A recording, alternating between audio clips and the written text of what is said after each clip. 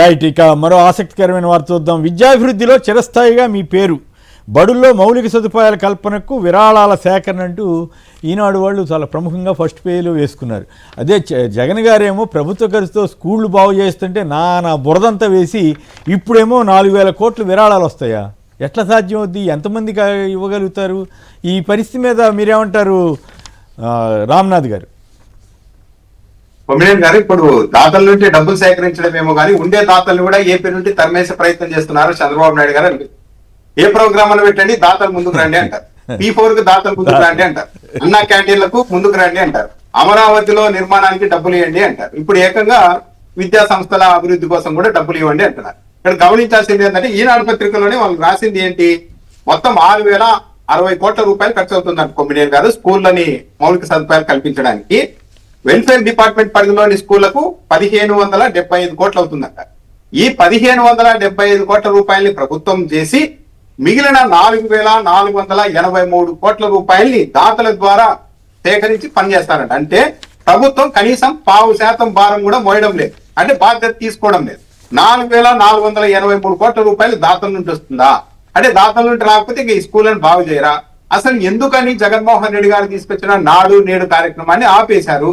ఈ 2 ఏళ్ళు కూడా కంటిన్యూ చేసి ఉంటే ఇప్పటి స్కూల్ అన్ని బాగా అయ్యేవి కదా, అది ఎందుకు ఆపేశారు అంటే సమాధానం చెప్పారు. అంటే చంద్రబాబు నాయుడు గారు ఎంతసేపు కూడా ఇలా దాతలు వస్తారు ముందుకి, మీరు రండి, మీరు బాధ్యత తీసుకోవడానికి, కానీ ఏపీ ప్రభుత్వం మాత్రం బాధ్యత తీసుకోవడం. ఈ స్కూళ్లకు సంబంధించి 4,483 కోట్ల రూపాయలు దాతలు భరించాలి, 1,500 కోట్ల రూపాయలు రాష్ట్ర ప్రభుత్వం భరిస్తుందని చెప్తూ ఉన్నారంటేనే ఇక్కడ వీళ్ళ చిత్తశుద్ధి ఏంటి అన్నది కూడా చాలా క్లియర్ గా అర్థమైపోతుంది. ఇప్పుడు డౌట్ కూడా కాదు, ఇట్లా అయితే డౌట్ కూడా వస్తుంది కదా. 17 మెడికల్ కాలేజీలు గవర్నమెంట్ సెక్టర్లో జగన్ గారు తీసుకొస్తే అటన్నీ ప్రైవేట్కి ఇస్తామంటున్నారు. మరి ఇప్పుడు ఇవన్నీ మనం మెయింటైన్ చేయలేము, వీటిని కూడా ప్రైవేట్ రంగానికి అప్పచెబుదాము, లేదా పీపీపీ ఏదో ఉంది కదా, దానికి ఏమైనా తీసుకెళ్లే అవకాశం ఏమైనా ఉంటుందా? బహుశా చేయకపోతేమో కానీ బట్ డౌట్ వస్తుంది కదా. కొమ్మినేని గారు అసలు చంద్రబాబు నాయుడు గారు ఎంత ప్లాన్డ్ గా ఒక మాయని సృష్టిస్తున్నారంటే నిన్న చెప్తున్నారు పునర్నిర్మాణం దాదాపు పూర్తయింది, రాష్ట్ర పునర్నిర్మాణం అని చెప్తున్నారు. ఇది అసలు ఎక్కడ నాశనం అయిందని, ఎందుకు పునర్నిర్మాణం మొదలు పెడుతున్నారంటే వైసీపీ లో మొత్తం రాష్ట్రం నాశనం అయిపోయింది, నేను వచ్చిన తర్వాత ఈ 2 ఏళ్లలో నిర్మించాను అంటున్నారు. పునర్నిర్మాణం ఎక్కడ జరిగింది? పునర్నిర్మాణం అంటే చంద్రబాబు నాయుడు గారి దృష్టిలో ఏంటి, అప్పుడు 1,00,000 బెంట్ షాపుల్ని తెచ్చి గ్రామాల్లో ఇన్స్టాల్ చేయడం అన్నది పునర్నిర్మాణమా? లేకుంటే ఎమ్మెల్యేలు ఎంపీలు ఇసుక మట్టి మొత్తం అన్ని గ్రామాల్లోకి వెళ్తే ఏ ఇసుక రీచ్ ఎవరి ఆధీనంలో ఉంది, ఏ మట్టి ఏ నాయకుడు దోతున్నారు, దీని మీద మాట్లాడుకునే పరిస్థితి వచ్చింది. ఇదా మెడికల్ కాలేజీని ప్రైవేటీకరించడం అనేది పునర్నిర్మాణమా? వైసీపీ లో మొత్తం 3,32,000 కోట్ల రూపాయలు అప్పు చేస్తే శ్రీలంక అయిపోయింది అన్నారు. ఇప్పుడు ఏకంగా 2 ఏళ్ళు కూడా పూర్తి కాకముందే 3,60,000 కోట్లు దాటించేశారు. మరి ఇది పునర్నిర్మాణమా? ఆరోగ్యశ్రీని పక్కకు పడేశారు, ఫీజు రియంబర్స్మెంట్ దాదాపు ఉరి సిద్ధం చేశారు. ఇవన్నీ చేస్తూ వస్తూ నడి రోడ్డు మీద మహిళల్ని కొడుతున్నారు. ఒక్కటే రెండా చెప్తూ ఉంటే కప్పం కట్టలేదని చెప్పి 3-4 నెలల పాటు ప్రముఖ సిమెంట్ కంపెనీని బ్లాక్ చేయించారు, ఉత్పత్తి జరుపుకోండి. ఇదే రాష్ట్రంలో చంద్రబాబు నాయుడు గారు ఇచ్చిన తర్వాత ఒకవైపు ఇవన్నీ చేసుకుంటూ చివరకు రిజిస్ట్రేషన్లు జరగాలన్నా సరే ఎమ్మెల్యేల దగ్గర అనుమతి తెచ్చుకోవాల్సిన ఒక పరిస్థితిని సృష్టించేసి నేను పునర్నిర్మాణం చేశాను అని చంద్రబాబు నాయుడు గారు చెప్తూ ఉన్నారంటే ఈ మాటే ఒక మాయ. అంటే అప్పుడు ఏదో నాశనం అయిపోయింది. దాంతో పాటు చంద్రబాబు నాయుడు గారు మీరు ఎట్లాగో ప్రస్తావించారు, దీని గురించి కూడా మాట్లాడండి. భవ్యంగా మరో దోపిడీ, 104 ఎంఎంయూల్లో మెడికల్ టెస్టుల యూనిట్లలో వైద్య పరీక్షల పేరిట 162 కోట్లు పందారం అంట. 4 ఏళ్లలో 700 కోట్లు సమర్పించేందుకు చంద్రబాబు సర్కార్ గ్రీన్ సిగ్నల్ ఇంకో వార్త వచ్చింది. దీంట్లో ఇది మీరు రిలేటెడే కాబట్టి దాని గురించి కూడా మాట్లాడితే బాగానే ఉంటుందేమో. ఇప్పుడు 108 సర్వీసులు 104 సర్వీసులు అసలు అర్హత లేకుండా కూడా నిబంధనలు సడలించి మరి కంపెనీకి ఇచ్చారు, బాగుంది. మొత్తం 4 ఏళ్లలో 700 కోట్ల రూపాయలు కంపెనీకి ఇచ్చేలా రెడీ అవుతున్నారు. 162 కోట్ల రూపాయలు ఏది రక్త పరీక్షలు.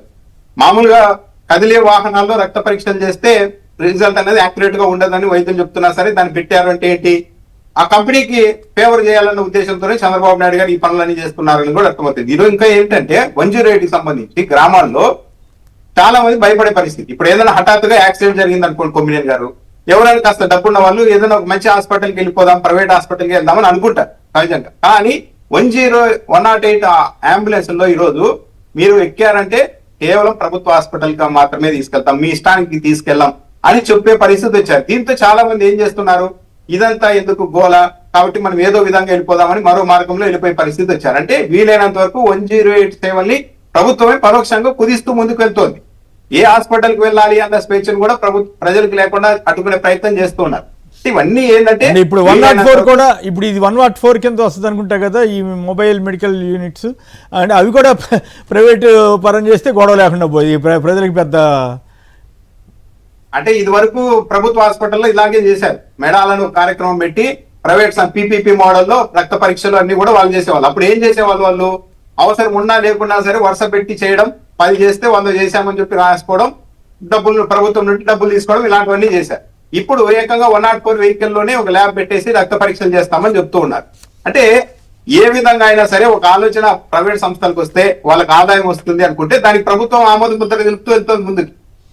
అవును, మీకు గుర్తుందే ఉంటుంది 1919 ఆ ప్రాంతంలో చంద్రబాబు గారు ఏపీ ఉమ్మడి ముఖ్యమంత్రిగా ఉన్నప్పుడు ప్రభుత్వ ఆసుపత్రుల్లో సర్వీస్ ఛార్జీలు తీసుకొచ్చిందే ఆయన హయాంలో కదా. తర్వాత ఏముంది, ఇప్పుడు పబ్లిక్ గానే చంద్రబాబు నాయుడు గారు ఏ ప్రభుత్వం అయినా మేము మెడికల్ కాలేజీలు ప్రైవేట్ పరంగా చేయము, కాపాడతామని సవాల్ చేసి మరీ చెప్పుకుంటారు. కానీ చంద్రబాబు నాయుడు గారు ప్రభుత్వ మెడికల్ కాలేజీని ప్రైవేటీకరించేదే ఇది సవాల్ చేసి చూపెడతామని ఇంత బహిరంగంగా ఈ దేశంలో చంద్రబాబు నాయుడు గారు తప్పించి ఏ ముఖ్యమంత్రి స్టేట్మెంట్ ఇవ్వలేదు. బహిరంగానే చెప్తున్నారు మొత్తం ప్రైవేటీకరిస్తాం, మా కాన్సెప్టే అదే చంద్రబాబు నాయుడు గారు. దురదృష్టం కొద్ది